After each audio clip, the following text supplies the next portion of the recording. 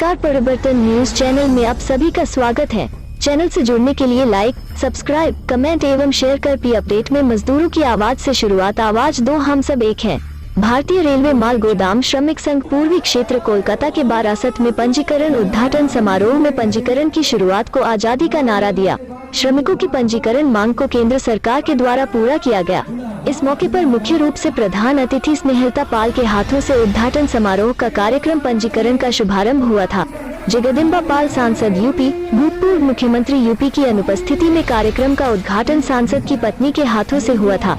काशीनाथ गायन एवं शानु कर्मकार कार्यक्रम समन्वयक के द्वारा कार्यक्रम को सफल बनाया गया। संगठन की ओर पंजीकरण हितों की बात सरकार से पूछने के लिए कहा गया। पूरे देश में यह कार्यक्रम आयोजित किया जाएगा। दिल्ली के बाद पश्चिम बंगाल के बारासत से शुरुआत किया गया। अभी पंजीकरण के बाद केंद्र श्रम विभाग में भेजा जाएगा। BRMGSS रेलवे माल गोदाम श्रमिकों की केवल हित सोचता है। उद्घाटन समारोह में विशेष अतिथि के रूप में मनोरंजन कुमार राष्ट्रीय प्रभारी, अरुण कुमार पासवान राष्ट्रीय महामंत्री मौजूद थे। समस्त श्रमिकों की उपस्थिति एवं अतिथियों का स्वागत, सत्कार, सम्मान, उपहार भेंट किया गया था। सोनिया गांधी का सहयोग रहा, सभी लोगों का सहयोग रहा है कि हम यह बताना चाह रहे हैं कि आज से पंजीकरण है न कलकत्ता बंगाल में होने जा रहा है। शुरू हो गया है, बारासात गोदाम से शुरू हो गया है। तो हम यह संदेश देने जा रहे हैं कि कोई आदमी छूटे नहीं। सब लोगों को बता दिया जा रहा है कि भाई जितने भी रेलवे माल गोदाम में काम कर रहे हैं, आप लोग जान लीजिए कि यह पंजीकरण प्रारंभ हो गया। जब जब सरकारी कर्मचारी आपको बुलाएगा, जहाँ जहाँ कैंप लगाएगा, आप लोग जा करके गरीब मजदूरों की लड़ाई आज़ादी के पहले से लड़ी जा रही थी, आज भी लड़ी जा रही है ना। तो यहाँ क्या कहना है, यहाँ तो हर लोग जागरूक हैं, यहाँ लोग सब बात को समझता है। तो यहाँ तो बहुत अच्छा है ना, बहुत अच्छा लग रहा है यहाँ। पंजीकरण जो है, पहले तो अभी समझाया, आप लोग सुना होगा है ना। पंजीकरण दिल्ली से होते आ रहा है। पहला उद्घाटन दिल्ली में हुआ है, आज कलकत्ता में हो रहा है, कल हो सकता है महाराष्ट्र में होगा। तो पूरे हिंदुस्तान में जितने मजदूर हैं सबका पंजीकरण करना है, सरकार को करना है। हम लोगों ने लड़ाई लड़ा, सरकार का एक यंग हो जाएगा, सरकार के यहाँ उसका एंट्री हो जाएगा। अभी तत्काल में जिससे जो बुजुर्ग हो जाएगा पेंशन मिलेगा, वो लोग को मैंने चोट फोट लगेगा 3 लाख रुपया मिलेगा। ये तमाम सुविधाएं मिलेगा है न। ऐसा थोड़ा है कि एडमिशन हो गया, कल BA पास हो। पंजीकरण पहले होगा तब न सुविधा कहिएगा। लड़का जन्म लिया है तो उसको क्या मिलेगा? अरे भैया पहले तो उसका एडमिशन होने दो है न। पहले तो एडमिशन हो जाए, वो लोग बढ़िया से है, वो तभी नहीं मिलेगा। अभी हो गया बच्चा पैदा लेगा तब क्या होगा? ये कोई नहीं। आप हमको क्या समझ रहे हैं? TMC समझ रहे हैं कि वामसेप समझ रहे हैं कि कांग्रेस समझ रहे हैं कि BJP समझ रहे हैं? क्या समझ रहे हैं? अरे हम तो एक आदमी है जो ट्रेड यूनियन लड़ाई लड़ रहे हैं, भारतीय रेलवे माल श्रमिक संघ। ये सवाल तो सरकार से किया जा सकता है या विरोधी दल के लोगों से किया जा सकता है। हमसे आप ये सवाल हमारे लायक तो है नहीं।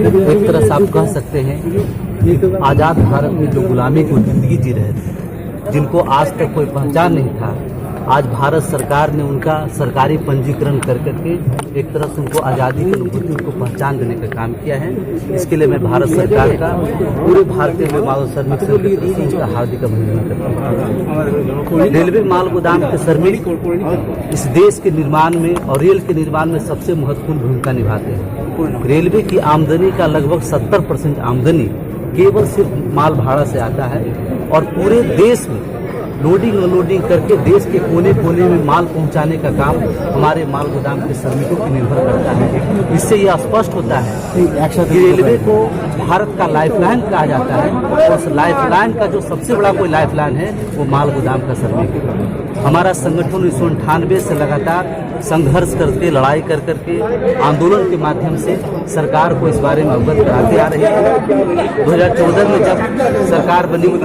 और हमने 2003 में तत्कालीन प्रधानमंत्री श्री अटल बिहारी वाजपेयी जी के नेतृत्व में श्रम मंत्री डॉक्टर साहब सिंह वर्मा के नेतृत्व में हमारी पहली त्रिपक्षीय बैठक हुई थी। उसमें हमने सरकार को समक्ष ये प्रस्ताव दिया था कि ऐसे माल गोदाम के श्रमिक जो ब्रिटिश शासन काल से लगातार काम करते आ रहे हैं और ब्रिटिश शासन काल में जो नियम कानून बनाया गया था श्रम अधिनियम के तहत में, उस अधिनियम में सुधार संशोधन की आवश्यकता है, जिससे आज जो देश के निर्माण में सबसे महत्वपूर्ण भूमिका निभा रहे हैं उनको जोड़ा जाए, उनके हक अधिकार के बारे में काम किया। मैं धन्यवाद देना चाहता हूँ वर्तमान सरकार को कि जिन्होंने 2014 के बाद तुरंत इस पर विचार किया और 28 जो जटिल श्रम कानून था उसको संशोधन करके और रेलवे माल गोदाम के श्रमिकों को उनमें जोड़ने का काम किए और देश के दोनों सदन से इसको पास करके देश में कानून के रूप में लाए। कितने लोगों को मतलब ये सुविधा मिली है अभी तक?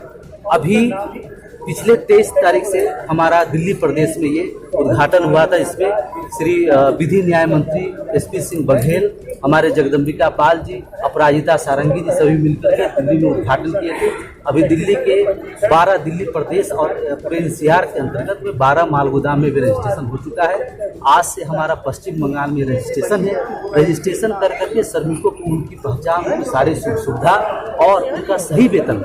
आप ये सोचिए कि 50 किलो वजन उठा करके जो देश में रेलवे को 70% की आमदनी देता हो, उसे मात्र 1.5 से 2 रुपया तक आमदनी होगी। ये रजिस्ट्रेशन के माध्यम से उनको सही वेतनमान प्राप्त होगा और जब हम पूरे हिंदुस्तान का रजिस्ट्रेशन करा करके पूरे श्रमिकों का डाटाबेस कंप्लीट कर लेंगे, तब श्रम मंत्रालय रेल मंत्रालय को सुपुर्द करके रेल मंत्रालय द्वारा सही वेतनमान और अन्य रेलवे कर्मचारी के तहत उनको सारी सुख सुविधा प्रदान करने का करेगा। और मैं आदरणीय श्रम मंत्री, पूर्व श्रम मंत्री श्री संतोष कुमार गंगवार जी का धन्यवाद करना चाहता हूं आपके माध्यम से, जिन्होंने 23 मार्च 2021 को हमारी त्रिपक्षीय बैठक कर करके मजदूरों को कल्याण हेतु उन्होंने काफी महत्वपूर्ण निर्णय लिए और उन्होंने निर्णय लिया कि पूरे माल गोदाम श्रमिकों का रजिस्ट्रेशन करके डाटा तैयार किया जाए और सरकार इसको तुरंत इनके हक अधिकार को लागू करने का काम करे। तो आज बहुत ही ऐतिहासिक दिन है कि पश्चिम बंगाल में आज से पंजीकरण का उद्घाटन समारोह है और कल से हमारे बीच में श्रम मंत्रालय के हेड यहाँ मौजूद हैं।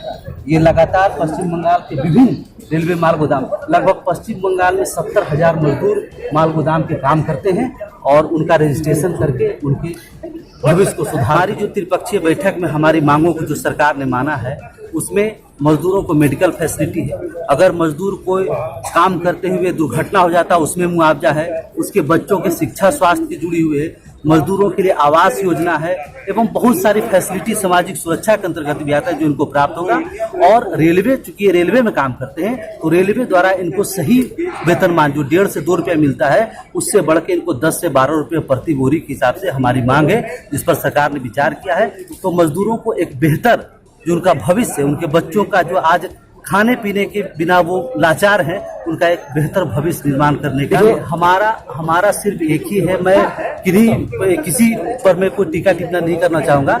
हमारा रेलवे माल गोदाम के श्रमिकों की हम लोग 1998 से इसकी लड़ाई लड़ते आ रहे थे। जो सिर्फ रेलवे माल गोदाम में लोग जो काम करते हैं, जो पूरे देश में आपने देखा कोरोना के समय में कि जब पूरा देश शिथिल हो गया, जब हवाई मार्ग, सड़क मार्ग सब कुछ बंद हो गया, तो लोगों तक खाद्यान्न पहुंचाने का अगर किसी ने काम किया, सबसे महत्वपूर्ण किसी ने काम किया, तो माल गोदाम के श्रमिक थे, जिन्होंने दिन रात रेलवे में मालगाड़ी में चावल, गेहूं, चीनी, तमाम संसाधन पूरे देश के नागरिक तक पहुंचाने का काम किया। अगर माल गोदाम के श्रमिक काम करना बंद कर देता तो हमारे लोग कोरोना से तो बाद में मरते, पहले भूखे मर जाने का काम हो। अभी आज से शुरुआत है पश्चिम बंगाल का। अभी हमारा पिछले महीने में 23 तारीख को दिल्ली प्रदेश उद्घाटन था, जहां विधि एवं न्याय मंत्री ने उद्घाटन किए थे।